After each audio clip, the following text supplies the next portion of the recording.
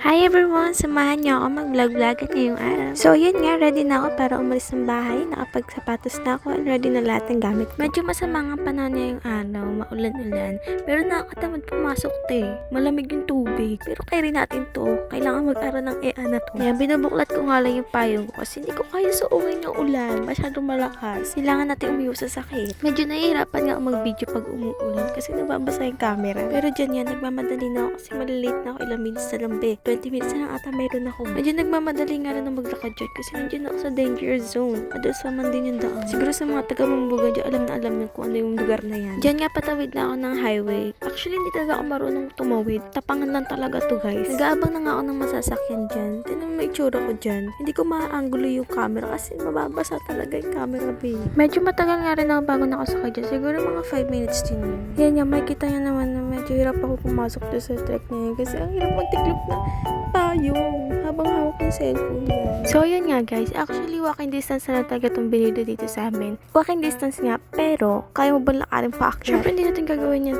fourth floor pa tayo girl. Nakapasok na ako ng campus dyan, then maglalagin na lang ako doon kay Kuyang Guard and akyat na ako. Dala-dalawa na nga yung step na ginagawa ko dyan sa hagdan kasi late na talaga ang EA na to. Pagdating ko nga ng third floor, nakita ko itong sobrang foggy na view. Kala mo nasa Baguio. Pagkarating ko nga sa taas, nagsuot na agad ako ng PPE, then nakatok sila nag-i-start na agad. Naiwan ko pa nga hairnet ko sa bahay, buti na lang may extra pa si Ate Christy kaya nahingi na lang. Mabait din si Ate Christy guys, siya ang millennial ng group namin. Pumasok na nga rin ako agad, nakita niya naman, nag-i-start na sila. Kumuha na rin muna ako ng gamit ko dyan kasi wala pa nakaredy. Ayan si Ate Kim, kakarating lang din daw niya, nagtatanong siya sa akin kung ano daw mga gamit ang gagamitin. Naubusan nga rin kami dyan ng gamit, buti na lang may nakita pa ako dyan sa sulo. Yan nga, nag-start na ako gawin yung dough dyan, baling gagawin pala namin ngayon ay buko pie. Anyways guys, hindi ko po pala mabibidyohan lahat ng process during baking po kasi crowded po yung place namin and wala po ang papatungan and may dough po yung kamay ko. Mahirap magpindot ng phone. Sa tagal-tagal ko nagmasa natapos din pero mag-aantay pa rin daw kasi kulang yung rolling pin. Nag-aantay pa ako sa kabila. Yan nga, for the chika muna siya. Yan nga, maya-maya nakahiram na din ako ng rolling pin after ng chika. Ayan, dumidikit pa nga yung dough. Kailangan linisin kasi may nakadikit-dikit siya. Yan, standby na naman ulit tayo kasi hiniram na naman yung rolling pin. Yan, chika na naman. Then, tinuruan ko si Ate Kim kung paano yung tamang pag-flatten dun sa dough niya. Di ko na nga na-videohan yung pagsalang ko sa tart ko kasi cleaning time na. Yung ginagawa na lang dyan, inuubos ko na lang yung tira namin filling and yung tart.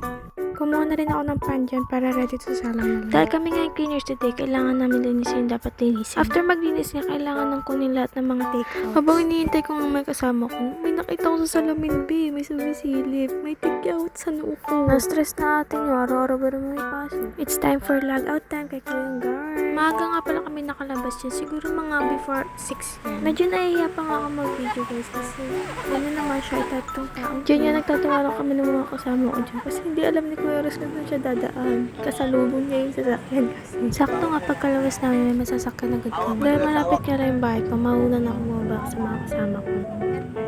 Dumiretso nga muna nga ako ng bahay kasi di ko pa alam kung saan kami magsisimbang gabi. Hinintay ko nga muna sila matapos mag-ayos. Then, umalis na rin kami ng maga kasi hindi namin alam yung oras ng simba sa St. Therese. Sakto naman nga napaikot din si Kuyang driver sa kabilang highway na kung saan nandun din simbahan. At hindi na namin kailangan mag-footbridge pa. Pagkarating nga naman na under renovation pa itong simbahan, mataunti pa lang yung tao. Si Kuya nga lumabas muna para bumili ng makakain kasi hindi pa taga kami kumakain Ayan yan, si baby. Nag-ikot-ikot muna siya, nakatakas sa amin Tuwan-tuwa kasi siya kasi maluwag yung pwesto niya and madaming tao. Ayan, KFC pala yung nabili ni Kuya. Kumain muna ako dyan, pero hindi pa naman nag-i-start yung mask. Guys, tanong lang, wala ba talaga yung straw tong KFC drinks nila? Ang hirap din kasi buksan yun. Tanong mo, may plastic pa sa loob. Yan, habang pinapakain ko si baby, nagpapakwit pa siya.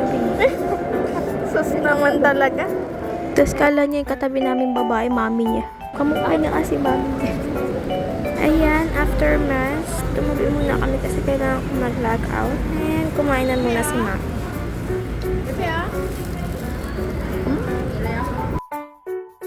Dito, hinihintay muna namin lumabas lahat ng tao kasi mahirap ang pagsiksikan pag may dala kang bata.